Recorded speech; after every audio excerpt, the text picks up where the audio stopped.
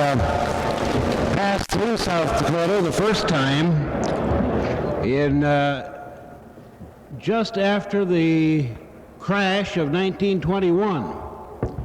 My mother and father were homesteading out in Montana, and when the wheat prices went to pot after the World War I boom, my parents went broke, and I'd been born out there in the homestead claim in Montana and passed through South Dakota on my way back to Wisconsin, where in the dairy business, as you know, or you may not know, dairy farmers are always poor, but they don't go broke as hard as grain farmers do. The price fluctuations aren't quite as sharp.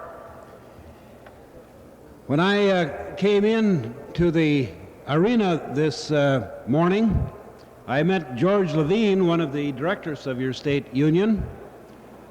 We worked together on a discussion some time ago so that George knew a little bit about me. And he accosted me and he said, "You're supposed to be an expert on international trade, aren't you?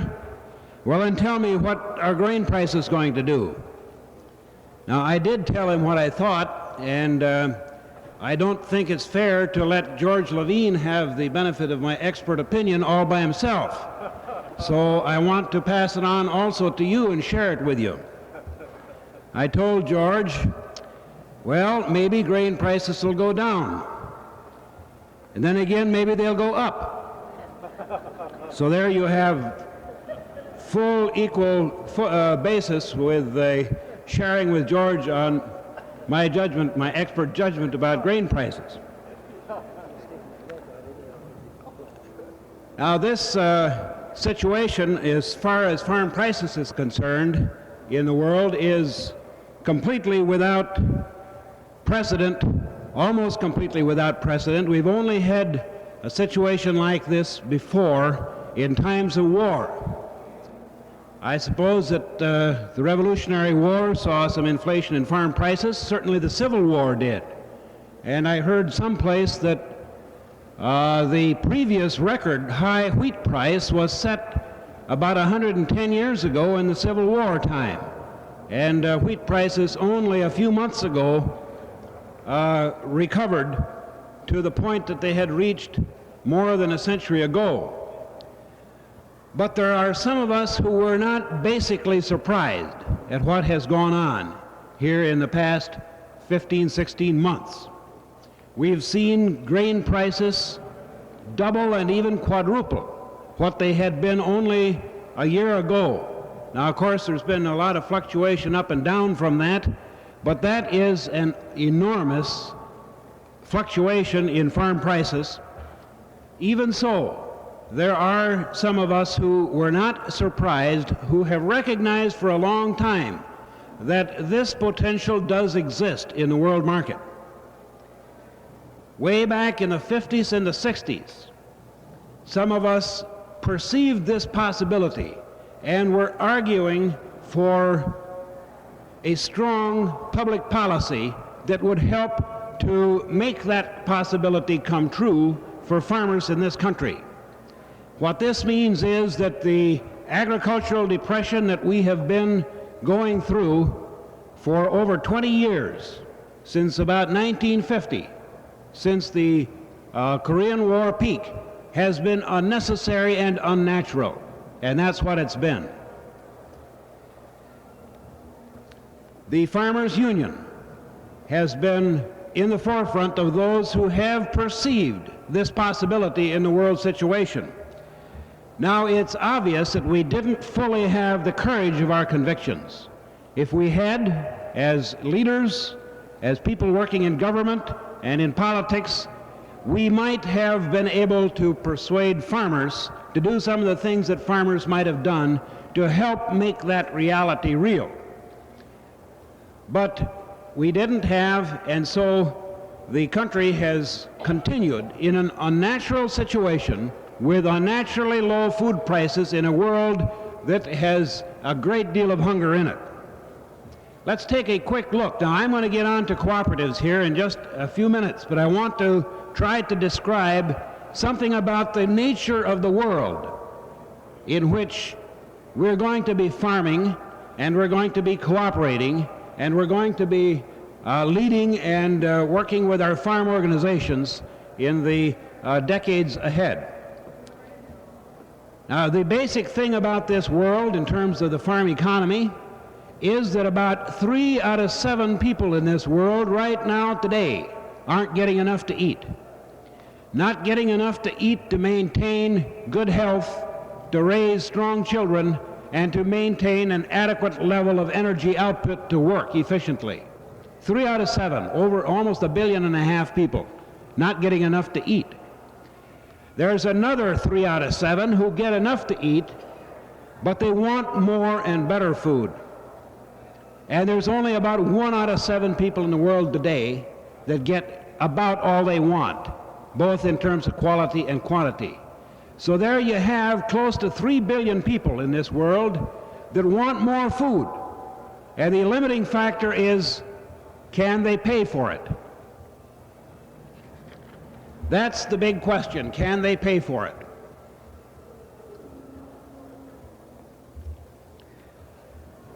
Now, the changes that have taken place in the past year or 15, 16 months have been principally these things. The first, the USSR, Soviet Union, and Eastern Europe, they had a crop failure in 1972, and that is a very important part of the problem or of the situation. But above and beyond that, the governments of those countries appear to have decided that they're going to let their people eat a better diet than they've had since World War II. And that political decision, which we must keep in mind might be changed overnight if the international situation changes, and they might go back to pulling in their belts. But for now, it appears that the Eastern European countries, the communist countries, have decided to furnish a better diet for their people, and that represents a big increase in total world demand for food. But even more important than that is the fact that the European Economic Community is working. It's succeeding. And this is generating increased incomes, not only in the now 9 countries of the European Community, but also in the rest of the Mediterranean basin and in North Africa and even down into Central Africa, the other countries surrounding the European Community which are within its zone of economic influence. Prosperity in Europe is creating buying power among tens of millions of people who have been among this 6/7 of the human race who have not been getting enough to eat or as much as they want to eat. And that has generated a great increase in world demand for food. And another major element is that Japan is working and succeeding.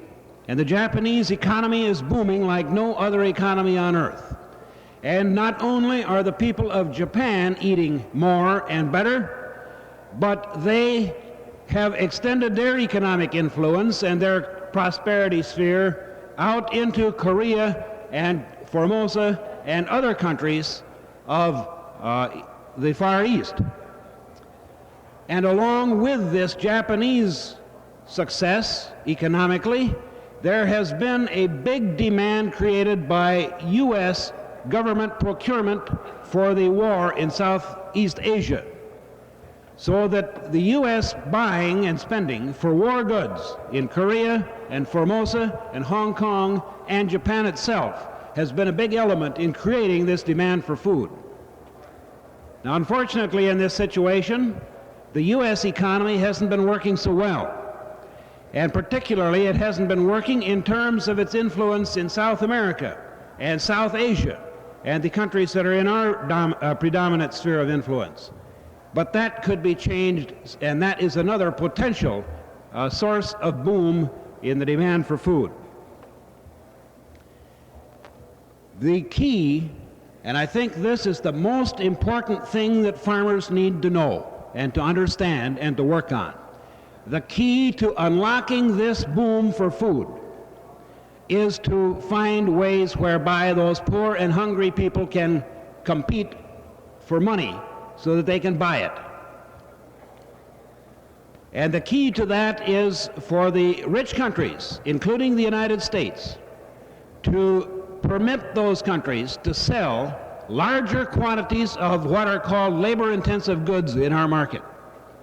That means things like clothing and textiles and shoes and ceramic goods and other kinds of goods that require a lot of labor to make them. You know, when you buy something of which a large part of the total cost is represented by wages, that means that somebody's going to eat. And particularly if it is low wages, in a hungry country, a large share of the additional income that's earned thereby is going to come back into the food market and be expressed in demand for food. Now, some of those countries, when wages go up and people earn more money, they spend as much as half of the additional money they earn on food. And the most important thing that the farmers of this world can do, in my judgment, in the years ahead, is to work for trade policies on the part of the United States and the European countries and Japan that will create a larger and larger market for labor-intensive goods from the poor and hungry countries.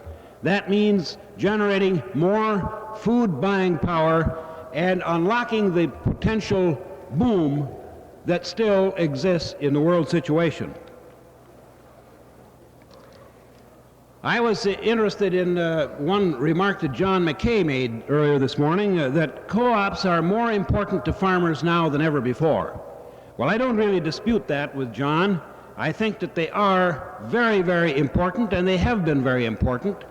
But I think that it's fair to say that co-ops are a matter of life and death economically to family farmers in the time ahead. And they have undoubtedly been that in the generation that John McHale and I have been involved in agricultural policy and so forth.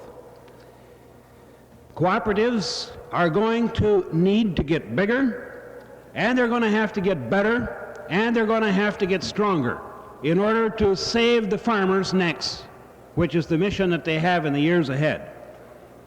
And I agree with Bob Hanshin of GTA, who made that point in discussing the things that the Farmers Union Grain Terminal Association is thinking about as it looks ahead. But I think above and beyond that, they're going to have to be different too. And they're going to have to do some new and different things. And the key element in all this, it seems to me, is bargaining power. Now, you know, when the United Auto Workers figure that they need an increase in wages, they have bargaining power.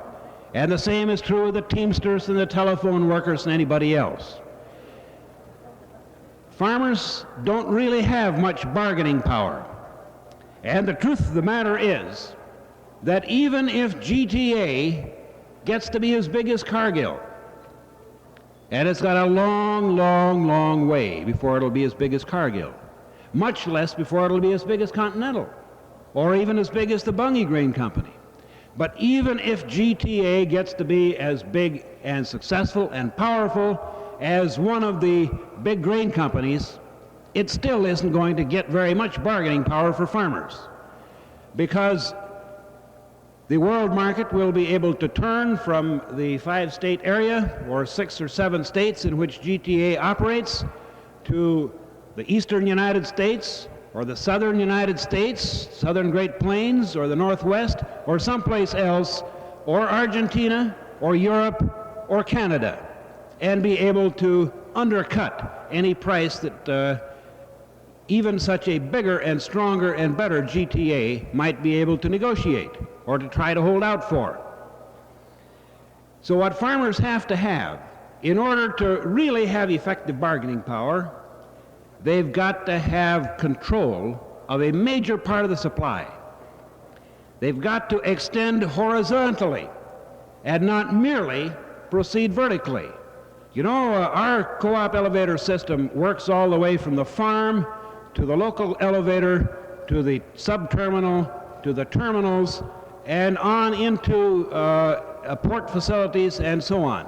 Now that's a vertical development, and that's good and that's needed, but it isn't going to be enough to get this horizontal power that we've got to have. We farmers in America have been spoiled a little bit since the modern civilized countries of this world started putting together farm programs in the aftermath of the worldwide depression in the 1930s. We've had it too good because our government farm programs provided that horizontal control of the supply through the loan programs and others, which gave farmers fairly good bargaining power and helped to maintain their prices. I've just completed about 3 weeks of travel in Europe talking to farm leaders in the European countries, and I can tell you that we're way behind in the USA when it comes to farm organizations and cooperatives and organizing farmers and getting things done. They really have it over us, and we need to come up and catch up. Now, in order to get this horizontal control of the major part of the supply, this doesn't mean it has to be all of it, but it's got to be a lot more than all the wheat in North and South Dakota. It's got to take a lot more than that to really bargain for prices. I think we're going to have to do some innovating. Maybe we'll have to have some co-op mergers. Bob Hanshin mentioned that possibility. Maybe we'll have to organize somewhat differently. And one thing is sure, we're going to have to get farmers to working together much closer than they've ever worked before. And just between you and me, I don't think we can afford to wait until we have converted all the Grangers and all the NFOers and all the Farm Bureau members to join the Farmers Union. And I don't think we can afford to wait either until one of those gets all of us converted and all into one big union. I think we're going to have to find a way whereby farmers can learn to work together on the things they agree about while preserving the right to differ about the things they disagree about. And that's going to take some innovation, and I don't know just what the answer is going to be. But we're looking for it, and I think we need to find it. And we need the help of you in South Dakota, this great grain-producing state and livestock-producing state, as well as the other states of the Farmers Union community.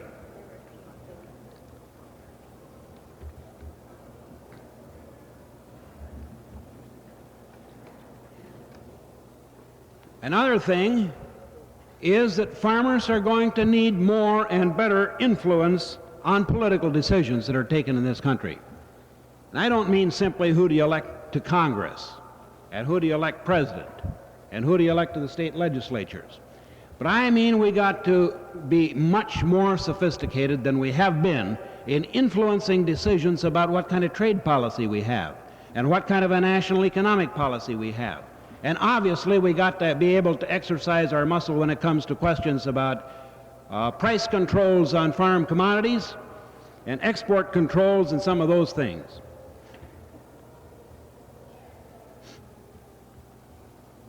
And if we're going to have more political influence, this means we're going to have more and bigger and better and stronger farm organization work than we've had in the past.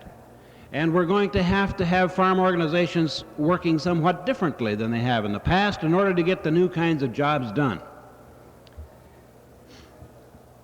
For one thing, we're going to have our general farm organizations working much more closely, much more hand in glove, you might say, with our cooperatives than we have in the past. Now, I don't mean to suggest any implication at all that we haven't had good cooperation between the marketing cooperatives and the general farm organizations.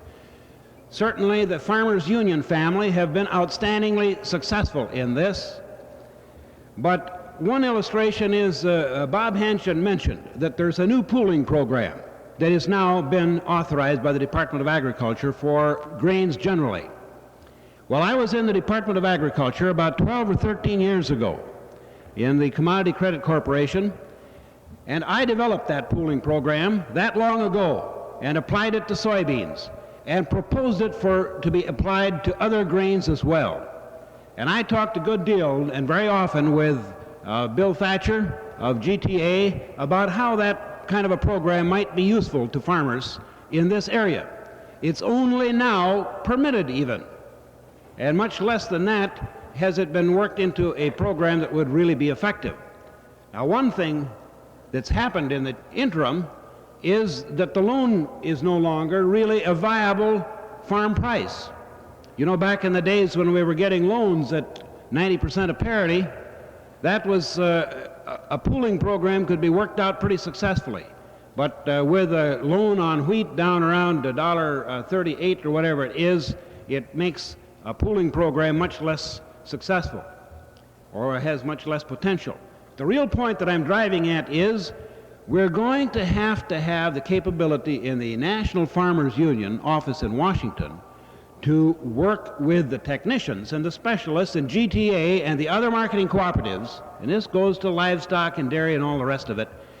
They're going to have to work together a lot more closely than ever before in order to work out the fine points of sophisticated and intricate programs like this pooling provision to get them to where they'll make sense to farmers and be a real help. And that's just one illustration. There's going to be lots and lots and lots of government programs where your general farm organization representatives are going to have to be backed up with the technical ability and the specialized knowledge of your marketing cooperative and your farm supply cooperative specialists working in a much more tightly knit legislative program than ever before in order to get the kind of influence on decisions in government that we need.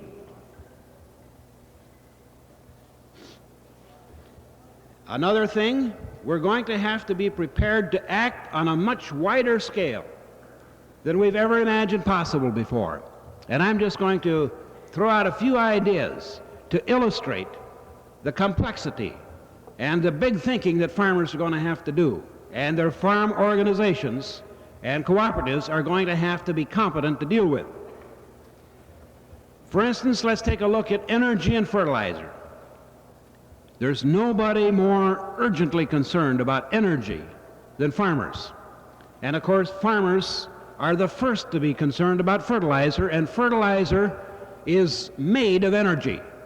Literally, nitrogen fertilizer is made of energy. It takes energy to get the nitrogen out of the air and put it into a form that it can be hauled around and spread in the ground and made available to plants. Pure energy and little labor. Well, in the past, we've been drilling for our own oil and gas and harnessing electricity and using that energy to make nitrogen. It looks like in the future we're going to have to import a substantial supply of our energy in the future.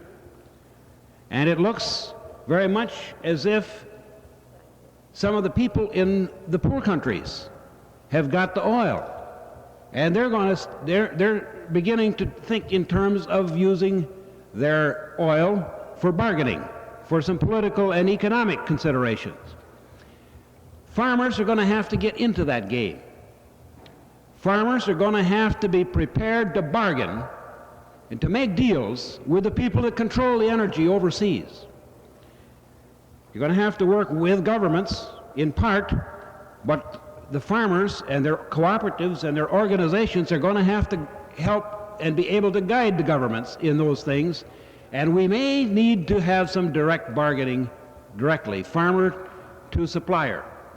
For example, I can foresee when the war in the Middle East gets resolved, if it ever does, I can foresee a day when the Farmers Union Central Exchange might have to go to Egypt and Arabia and make a deal to manufacture fertilizer in Egypt, where there are tens of millions of unemployed workers, using oil from Arabia. And we may need to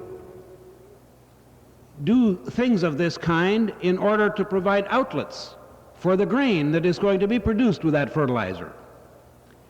Because it's a cinch that the Arabians, and there's not very many of them, there's a very short limit on how much wheat they're going to themselves be able to absorb in exchange for all the oil that American agriculture will need. So it might be, and the finance minister of Saudi Arabia is thinking about ideas of this kind, it might very well be that the day will come when Central Exchange will make a deal, three-cornered deal with the Arabians and the Egyptians to manufacture fertilizer in Egypt using Egyptian labor to be paid for very substantially in foreign exchange that will be used to buy grain and soybeans and milk and cheese, and using factories financed by Arabian oil interests and using oil from Arabia. And we might need some other deals similar to that. Not only may we need that kind of international trading, but there may be some tremendous advantages for American farmers in that kind of international trading if we look into it and develop it. And I think that the opportunities outweigh the handicaps. But we've got to be prepared to think in terms like that. I know that there are people in the developing countries that are completely receptive to making economic deals with cooperatives of farmers in the United States who would prefer not to deal with the big grain companies. We've got to be prepared to look around the world and see where we can get our farm supplies and our household appliances and our petroleum and our fertilizer and other things in a way that will do the most that can be done to expand buying power for the products that we make with those plows and tractors and fertilizer and energy. So that's the kind of game we're getting into. And this is the kind of game that the European farmers are pretty well prepared to play. Their cooperatives and their farm organizations are looking to the developing countries, and they are looking for ways to put together economic arrangements which will enhance their ability to sell surplus European farm commodities while providing the kinds of inputs that they need for their agriculture. Well, there are many other things of a comparable nature that our cooperatives and our farmers' organizations are going to have to be prepared to do.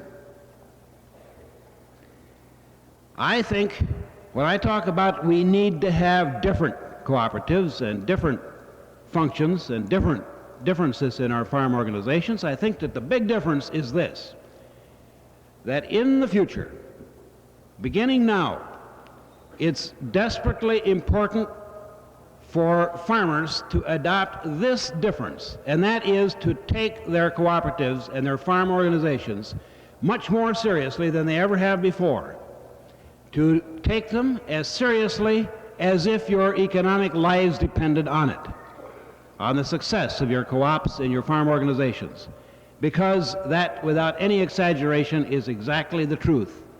If you don't have bigger and better and stronger and different cooperatives and farm organization representation, family farming is going to vanish along with the passenger pigeon. Thank you very much. President Radcliffe, directors, members, and friends of South Dakota Farmers Union. As Ben has already told you, I am substituting for the Secretary of Agriculture, Bill Schroeder, and I of course bring with me his warmest personal greetings as well as those of Governor Knipe. Over the years, I think our department has developed an image of being just a regulatory and inspection agency, and we at this time would certainly like to change that so that it would be known also as a service agency. Therefore, we would want you to know at this time that our door is always open and that we certainly welcome any ideas and suggestions of ways in which we can serve you better. The past 2 days that I have spent with you have been very informative and enjoyable, and I certainly thank you for this hospitality. You are to be commended, I think, for the succession of dynamic speakers and friends of South Dakota agriculture that you have had on your program. And I am deeply impressed by your concern and leadership in especially two areas of special concern to me. The first of these is the encouragement and emphasis that you give to the involvement and participation of youth in your organization. If one thing distresses me very much, it is when I travel any direction from my farm home near Oldham and stop in at different farm places to note the age of our average farmer. We very simply just aren't very young anymore. Now, I don't know what the average age of the South Dakota farmer is, but I do know that in Kingsbury County it is approaching 58 years of age. And this is a direct result of the fact that our farmers and ranchers have not shared equally in the economy of this great nation over the past 20 years. And this should also, I think, be a deep concern of our urban people as well as our rural people. And by your encouragement and educational program, I think you are showing true leadership in this important area. The second concern that has continued to be mentioned is utmost importance not only to me, but more importantly to our farmers and ranchers, is the transportation problem in general and specifically rail transportation. This, of course, is not a new problem. It's an age-old one, but it was certainly brought into direct focus this past year, and it's cost our producers millions of dollars. And so after many years of studies that are gathering dust on the shelves, it is certainly refreshing to me to have leaders like Congressman Denholm and Abner, your own President Ben Radcliffe, and Emil Lorix focusing on this problem and demanding action and results. You are certainly to be congratulated for a fine convention and a fine program. In line with this, we are fortunate today to have with us the Secretary of Agriculture from the Commonwealth of Pennsylvania, James A. McHale. I know that he will feel right at home at your convention because Jim McHale is a family farmer. He operated his farm in Pennsylvania for 15 years before becoming Pennsylvania Director of the National Farmers Union in 1961. He joined the Farmers Union because of his deep concern for his fellow family farmers and because he believes that Farmers Union is the champion of family agriculture. In 1964, Jim McHale formed the Pennsylvania Farmers Union Milk Producers Association. Then in 1970, he worked hard for the election of Milton Shapp as governor of Pennsylvania. Governor Shapp then appointed Jim McHale as the Secretary of Agriculture.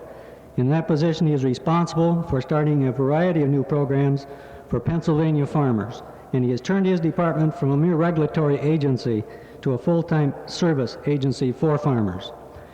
Now, I have had the opportunity to read some of the testimony that he has given to both the United States House and Senate Agriculture Committees, as well as other material that he has written. And from these things alone, I know Jim McHale to be one of our country's outstanding proponents of and spokesman for the family farm. Therefore, it gives me a great deal of pleasure this time to welcome to South Dakota and to introduce to you Honorable James A. McHale.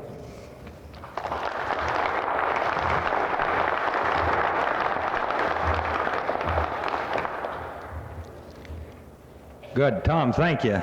President Ben, delegates, it's certainly good to be in George McGovern country.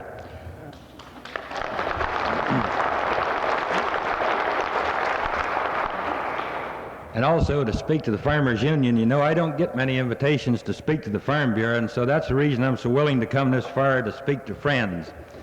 And no need to go back into Farmers Union history or the beliefs. You folks know them as well as I do, and my concerns are the same as yours. I started out as a dairy farmer and quite conservative, you know, over in western Pennsylvania like most farmers are. And I kind of listened to that state college line about get more efficient and produce more. We got so dang deficient, you know, there that my boy didn't even know what his name was till he was 10 years old, because everything I said to him, I said, hurry, hurry. And one day he said, Dad, my name's Denny. And I says, well, that's okay, but hurry.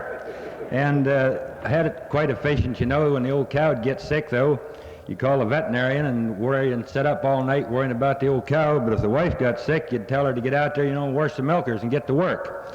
And I'll never forget this one day that we was trying to do so much. We had this piece of oats ready to put in, and I told the wife to take the Minneapolis Moline U tractor down and disc over that field. There's about 15 acres, and I'd be down with the grain drill. And so I came down in a few minutes, and or not a few minutes, just a little less than an hour, and here she was pulling out of the field, and I thought, my golly, she broke something again. And I went over and I said, what'd you do now? And she said, well, I'm finished. And I said, well, really? I said, I don't see how you can be. What gear did you have it in? She said, this one.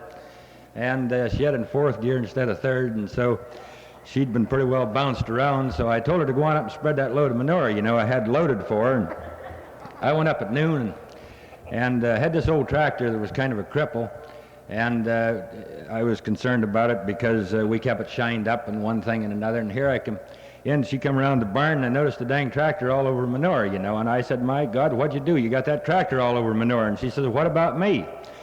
She was manure from head to toe, and any of you folks that have seen her at the convention, she's kind of proud of her hair. She keeps it up pretty nice. And I said, well, I'll tell you, any damn fool who wouldn't know better than to spread as the wind, I guess, would deserve it. So that's kind of the way I got my start back there. And I made one trip to the Farmers Union convention after joining the Farmers Union and putting 1,200 members together. And I'll tell you, when I heard Jim Patton and your state president speak back there in 1961, I could see that I was on the wrong track, and I started thinking about the people problems and really what was behind this whole economy that was keeping the farmers down. And that led me to organize and manage the Farmers Union Milk Co-op. We sold milk over there for about 300 farmers. And then I saw that we had a chance to elect a governor in the state of Pennsylvania that had the same concerns that I had. So he bucked the organization in 1966 and won the primaries but lost a general. And I still had enough faith in the man that I stayed with him with a Democratic Study Committee. And really, it's been quite a challenge and a lot of fun. But a little secret I'll share with you folks. The governor said early in that he was going to appoint a farmer as Secretary of Agriculture. So I made sure, him being from Philadelphia, you see, that he didn't meet any more farmers. So when it came time to appoint the secretary, he asked me if I wanted to be him. And really it was a tremendous job, a tremendous challenge to jump into, because the man I replaced, name was Leland Bull. That was quite a name for Secretary of Agriculture. And so wife and I were up to Wayne County and was up there to a fair, and they were judging the Holsteins one day and had about 40 Holsteins out and about 400 people, and my wife never likes to speak, and she doesn't like for me to call her Mum. So I said, when I got finished, I handed her the speaker, and I said, Mum always likes to say a couple words. She looked at me kind of mean, you know, and she says, well, one thing I want everybody to know, the secretary believes in artificial insemination. He replaced a bull in the Department of Agriculture. So every time I see the governor, he says, Jim, you're getting all that bull shoveled out. And I said, God, no, but I'm working at it, Governor. But really, the things we've been doing in Pennsylvania, I don't deserve all the credit. I just am so dang lucky putting together the right kind of a staff. And the biggest help I've had has been from Jim Patton. I ran across him again in 1971 down at the Farmers Union Convention and asked him to come with me to Pennsylvania. He looked at me and he says, Jim, he said, I'm 69 years young and don't call me old, and I don't think I have time to waste in Pennsylvania. So I talked him into coming up and looking it over, and he met with the governor, and he agreed then to stay until July 1st, 71, and he's still there, so we must be providing a lot of entertainment for him. And he certainly is a lot of help, and my golly, his brain is just like a computer yet, and it's just beyond belief. I just can't say enough about Jim Patton. And his energy is absolutely unbelievable. I got a colored guy that works for me, chauffeur, and when we go up the back steps, you know, a couple flights of them, Jim's going about 3 steps at a time. And Woody, he just shakes his head and he says, boy, I hope when I get to be that age I have that kind of energy. And I said, my God, Woody, I wish I had it now. So another day we was down to Washington, you know, and down there at the bottom of the hill, the Quality Motel, and I said, Jim, let's get a cab. Oh, he said, it isn't far, let's walk. Well, this day I went up there, and really I needed roller skates to keep up with him all day, and about 4 o'clock we decided to go back down, and I said, Jim, let's get a cab. Oh, he says, don't bother. He says, it's all downhill going back. But he also says, if you got gravel on your feet, get it out if you're going uphill. So between him and my one deputy, Ray Kerstetter, was the head of the Farmers Home Administration for 8 years under the Democrats, and Jane Alexander, a lady attorney and former legislator, got her honorary doctor law degree. I really got a top staff put together. But in Pennsylvania, when I became secretary, I took a look at the department that I had inherited. I took a look at the budget, We're supposed to be representing agriculture, the second largest industry in the state, over $1 billion industry, and the budget we have to work with is 0.24% of the state budget. And the department, like I said, was full of PhDs that were piling it higher and deeper, and the functions were negative regulatory functions. We inspected the food that was sold at retail. We inspected the seeds and the lime and the fertilizer and checked the animal health, and we licensed the dogs. But my concerns went far beyond that, and I wasn't willing to sit back and watch what's happened to the American farmer. We've consolidated 3 million of them out of business the last 30 years. Pennsylvania, we've had an out-migration in rural Pennsylvania the last 10 years of 357,000 people from rural Pennsylvania, and 400,000 people left our state. And a third of our state is considered rural. Nobody was looking at those concerns and those problems. You see, we had the city planners, had everybody that was really working on the urban problems, but nobody speaking for the rural problems. And my concern really was which way America. I think it's more important now than last fall. George McGovern tried to tell the story, and there's only one complaint that I would have with George McGovern running for president. He was just too damned honest and too decent a man to get elected president of this United States.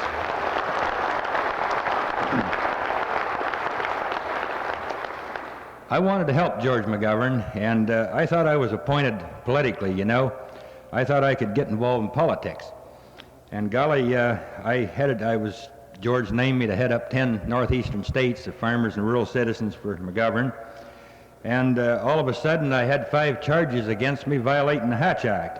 Well, I thought it was a joke, and so I just sent the damn thing, sent it down to Food and Chemistry, the notice from the Civil Service Commission, and they sent it back, and my attorney was there telling me there was real serious charges, that I was subject to the Hatch Act, and so on and so forth. So they had 2 investigators right up there on me immediately. They cleared me a week before election, and then the Monday before election they come up with 5 more charges against me, and they sent fellows in there by Friday before election, so they kept me kind of crippled, you know, during the election.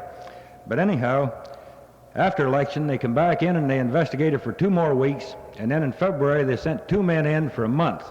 They talked to 125 of my employees to see if I was guilty or not. They finally cleared me. Then they got into my income tax going back to 1967, and as of now they owe me $72, so I guess it's worth the effort. But to try to change this Department of Agriculture around that I was talking about, we started out by holding poverty hearings across the state to find out what the real conditions were out there in rural Pennsylvania, and we found out that water and sewage and transportation and health was really serious. We had old mining towns there in Pennsylvania where they have open sewage yet. The people said that you learn to live with it. After you live there a while, the stink doesn't bother you as much, and they brought in samples of water that had a good 3/4 of an inch of sediment in the bottom of a quart jar. They brought a filter along that said this didn't tell the story because they had taken the green gook and the tadpoles off from it before they brought it in. The water was costing them $7.50 a month, and they didn't have water 30 days last year.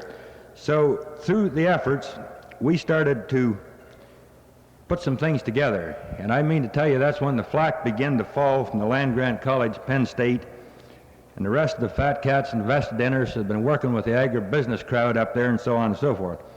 We had a little budget there for agricultural research of $400,000 a year, and I thought I would tap that money for some of the human needs. And when I began to do that, they really come to surface. But the research money that been spent in the past didn't give the kind of results I wanted. I looked into one research project for $402,000 to study the diet of minks. Well, I got thinking, minks, you know, it must be awful important in Pennsylvania. I find out we got 57 mink growers. And I find out that in 5 years in a row we were getting the same results for the money spent. It was a 17-year contract, so I'm talking $28,000 a year. Each year we got back one sentence that says the dry diet's as good as a wet diet, except the dry diet's more economical because it doesn't require refrigeration. I checked, and there's a dozen other states studying the same thing, coming up with the same results. The state of Alaska's got a contract with USDA till the year 1999 to study the diet of minks. So I withdrew that contract. Another interesting one, studying the forage diet of horses. I think every college in the United States has been studying that since the system started so they can get the feed, you see, for the horses for the professors. So we've canceled that one as well. I took this first $50,000 then, and we started a health screening project up in the northern tier counties. And by doing that, I packaged in $500,000 working with other agencies, and we've set up new programs. One is we have rural coordinators and consumer coordinators, each of our 7 regions. We have a rural transportation system that we're working on, a pilot project that was in 4 counties. We've now moved that into 14 counties. And we have another project that is close to Farmers Union. We tried to get money for a public service employment program, and we were knocked down, of course, by the legislature.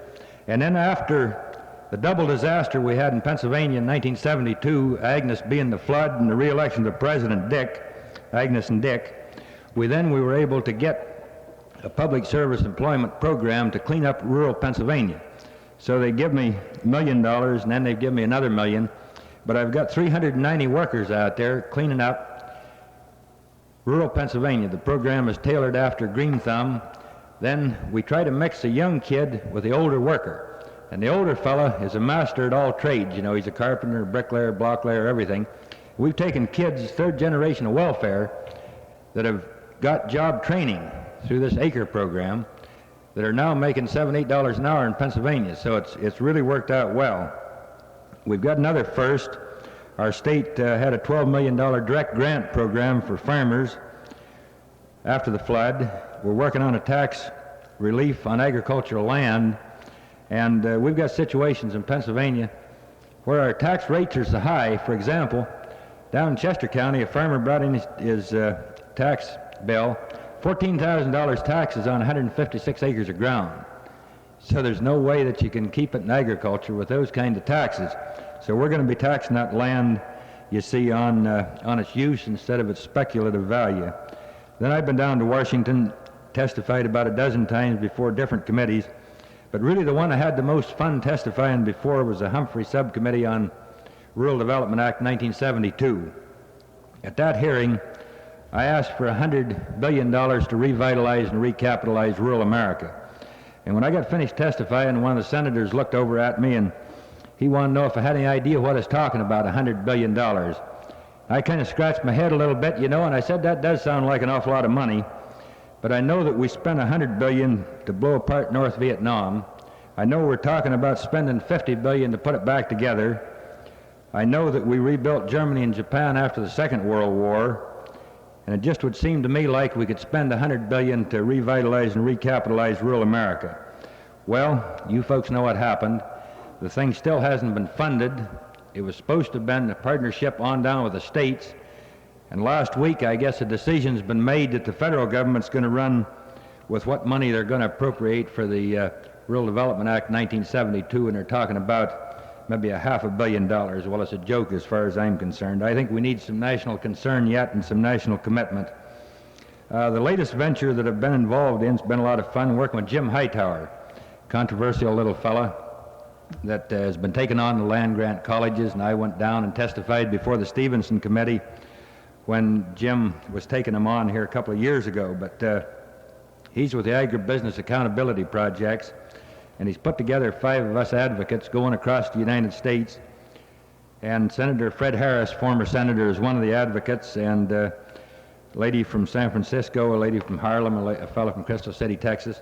And we've been talking about the concentration of power in the food industry, the monopoly control of the middleman that's taken 2/3 of the consumer dollar.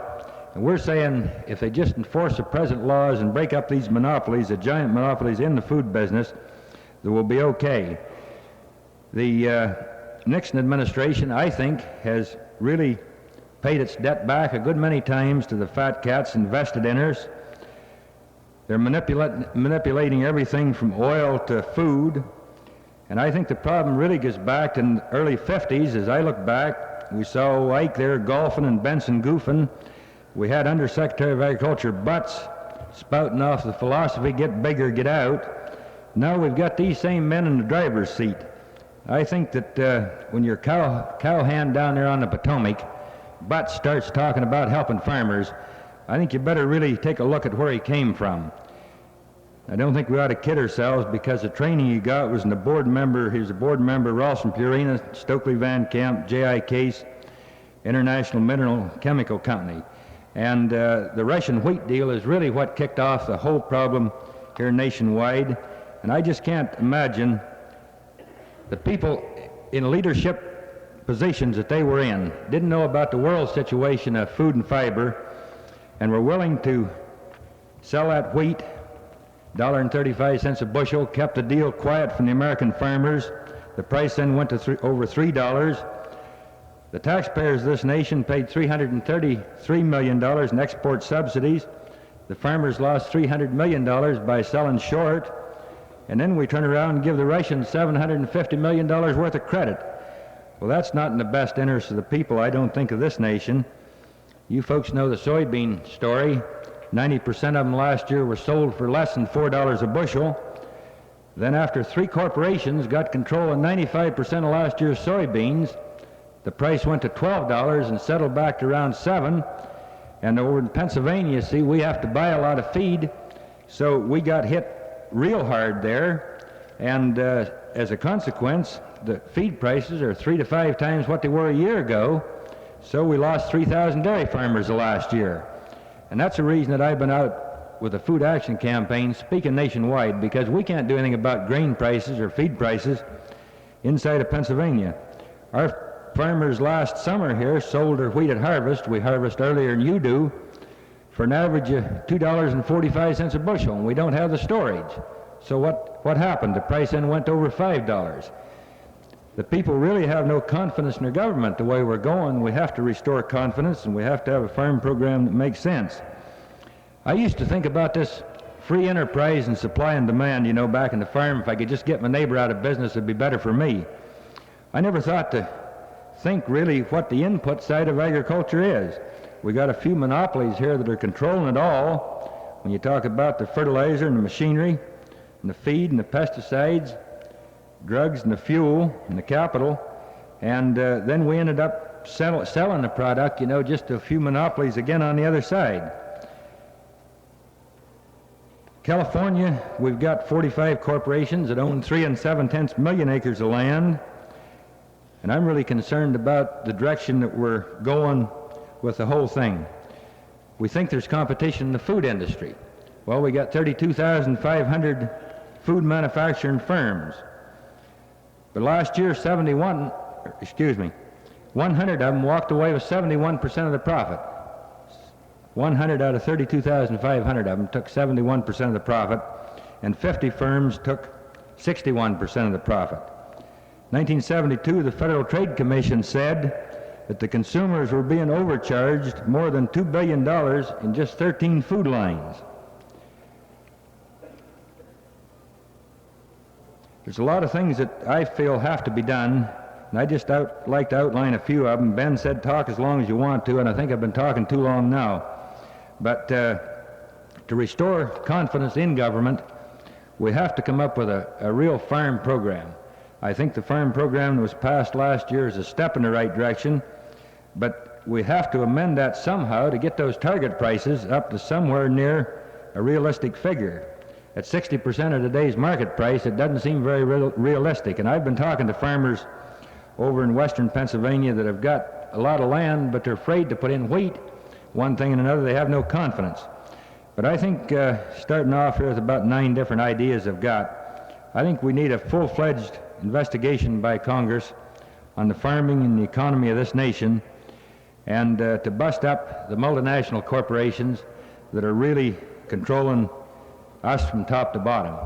We've got Del Monte that's controlling 15% now of the world's canned, in the United States, the canned fruits and vegetables. They control 16% of it in Canada, and they're working now on 6 continents.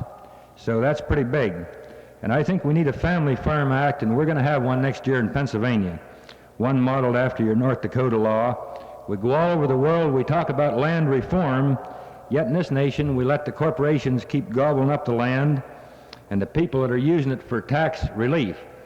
80% of the people in this country that make over $100,000 are involved in agriculture one way or another. So I think that constitutes really a problem.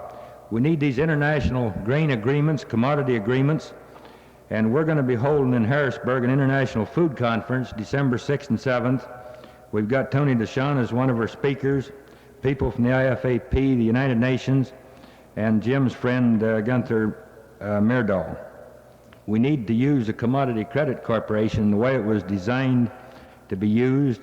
We need to supply a year's supply of food ahead, I think. Another thing that's awful touchy is the land policy. Our governor had a land policy conference, and we had Tony DeShawn over a month ago, and we come out of there with a tremendous number of good ideas that we hope that we can get some input into the federal legislation with. And I think the Jackson bill is going to become law, or some similar bill that'll get the states on the ball to really do something about it. And getting back to the target prices a little bit, I've been saying the target ought to be get our old butts out of office, but that's another subject. We need a real national policy, I think, to help this young man get farming. The amount that Farmers Home Administration is willing to lend a young guy today is just really a joke. We needed federal legislation to give the farmers bargaining power. I went down and testified before the House subcommittee to try to get this, and a lot of states are working on a state version of the SISC bill that's really too weak to do much of anything. And I hope that we can get the Rural Development Act implemented in some sort of a manner that it's going to do some good. Another thing, farmers have never had the bargaining power they need, because I think the bargaining power really ends up on the shelf. They have never lined up with consumers to have the producer-consumer co-op. And this can really do the job. Over in Pennsylvania, we've got a little co-op, United Dairy Farmers, that's done a tremendous job. We've got a milk marketing board that sets retail prices, so our consumers are paying 20 to 30 cents a gallon overcharge for milk. By lining up the farmers and the consumers, Ernie Hayes, with only 280 farmers, was able to pay his farmers last year $1,200,000 more than the competition, and he returned to the consumers $800,000. So there's a couple $1 million I'm talking about with only 280 farmers' production. So if we could get money to really set up producer-consumer co-ops, it'd certainly be a step in the right direction. And just kind of winding up, I kind of wonder what this progress is that we're really talking about and what constitutes a quality of life. And I'm sure that it's not the things that are around us with the erosion, and it's sure not that car I'm driving that's given 7 9/10 miles to gallon and had the carburetor off 15 times in 30,000 miles. And it's just not any of these things. But we in Pennsylvania have certainly been trying to light a little candle out there. We need a lot more Farmers Union to back me up out there, Ben. So I understand you had some fly-in people to Pennsylvania, and we certainly appreciate that. And they got quite a few members on a couple of trips. But you know, this job is kind of pressing. And I went to the doctor the other day, and wasn't feeling too good. And the dang doctor, he looked at me, you know, and he checked me over from head to toe. When we got done, he said, Jim, you know, he said, you're the specimen of health. He said, I could just add 30 years onto your life if you'd give up wine, women, and song. I said, Doc, just add 20. I never did like to sing. Thank you. I'm sure it wouldn't be, you know, if it wasn't for my position. But I've been really digging them about their budget. They've got a $13 million budget and 1,300 employees, you see. We're in the Department of Agriculture. We have 600 on complement, but with these other projects I explained, our rural transportation and our acre program and health services and administering the flood bill and so on, we're up to about 1,100 employees. But our general fund budget is $8 million compared to their 13, and our 600 employees compared to their 1,330. And it's been really an ongoing fight. When I started diverting the money away from the college, you see, and using it for the people programs and telling them that they had to look inside the farm home, then the fat cats lined up against me, the agribusiness crowd, and they've got quite a spokesman. They've got a magazine there, the Pennsylvania Farmer Magazine, with a circulation of 115,000. And they have been using it 2 to 4 pages every issue, you see, to cut me up. And they ganged up pretty hard. They got the legislature then to take the use of the research monies out of my hands and give it to a stacked committee against me, made up of the food processors and the canners, the machinery dealers, the Farm Bureau, and so on, and no Farmers Union, of course. So that bill passed the legislature with a lot of pressure that they used and a lot of debts that they called. Then the governor vetoed the bill. Then the legislature overrode the governor's veto. Then our attorney general said that the bill was unconstitutional. In other words, they couldn't pick people off the street, you see, to administer state funds. And the Commonwealth Court still hasn't made a decision on that yet. But the governor says we're right, and we're going to take that on to the Supreme Court. But by working with the Senate Appropriation Committee, Penn State and the rest of the universities really went through a different situation getting their appropriations this year than they ever did before. But I might say that there are some, and I'd like to make it clear that I'm not opposed to education, and I'm not opposed to College of Agriculture. I'm just opposed to the giveaway programs that they've had up there, and I'm opposed to the fact that they won't look inside the farm home, you see, and put the effort on doing something for the people. The new dean up there that was appointed just a while ago, came from Ohio State. Golly, we had a lot of fun in the first meeting, and of course it just went like it did with the other dean, but at least they know where I stand. And it's something the way they've used that money, research money, to the benefit of everybody. And just take a minute, Jim Hightower, that got the investigation started on the land-grant colleges to begin with, was talking about these tomatoes that are being genetically designed and grown, and this was done by the University of California so they could be picked mechanically. And they have developed a tomato with a thick skin that they can go down, you know, and sweep up and mechanically. Then they had another problem. They were still bruising even with the thick skins, so they come up with another thing the college did to put them through ethylene gas to make them red. Well, the point is, they've only got 25% of their vitamin A and vitamin C at that point, so you might as well eat the cellophane, you see, that they're wrapped in as a tomato. And the food quality that we got today, if you look at some of these things like Fleischmann's egg beater, that cost more than eggs, and it's just a bunch of chemicals. In other words, we don't need farmers but I think we got to tell the consumer the kind of crap they're eating, really.